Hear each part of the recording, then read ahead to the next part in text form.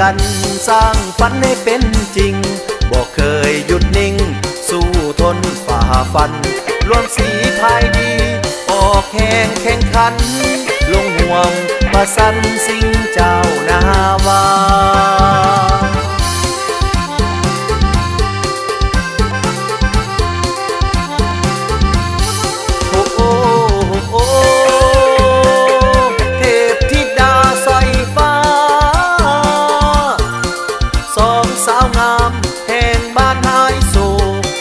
อาจารย์เตให้พรให้โซป่าควัดยกมือโบกเอาสั่งลุยสั่งลุยโอ้โอ้โอ้เทพธิดาสร้อยฟ้าชื่อเสียงดังเป็นเจ้านาวาดังสนั่นในสัวพิตาเทพธิดาสร้อยฟ้าเจ้าพายเจ้าพายเจ้าพายเข้าสู่ลักไสสนามน้อยใหญ่สิงไสสนาเพื่อน้องใหม่ห่วมใจศรัทธาเทพธิดาสร้อยฟ้าสู้เขาสู้เขา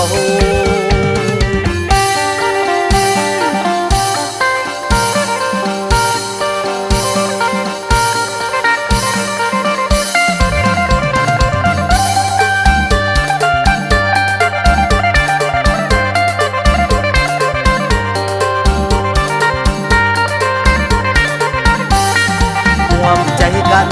สร้างฝันให้เป็นจริงบอกเคยหยุดนิ่งสู้ทนฝ่าฟันรวมสีพายดีออกแข่งแข่งขันลงห่วงประสันสิ่งเจ้านาวา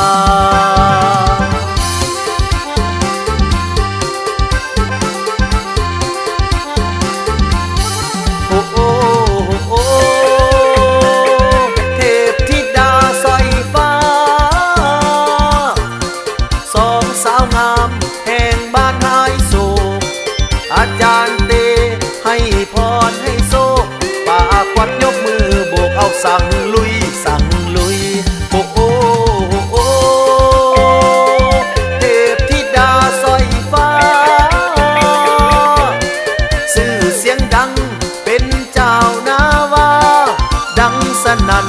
ในสัวพิตาเทพธิดาสร้อยฟ้า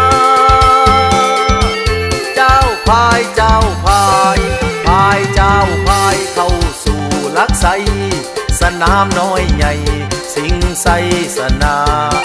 เพื่อน้องใหม่ห่วมใจศรัทธาเทพธิดาสร้อยฟ้า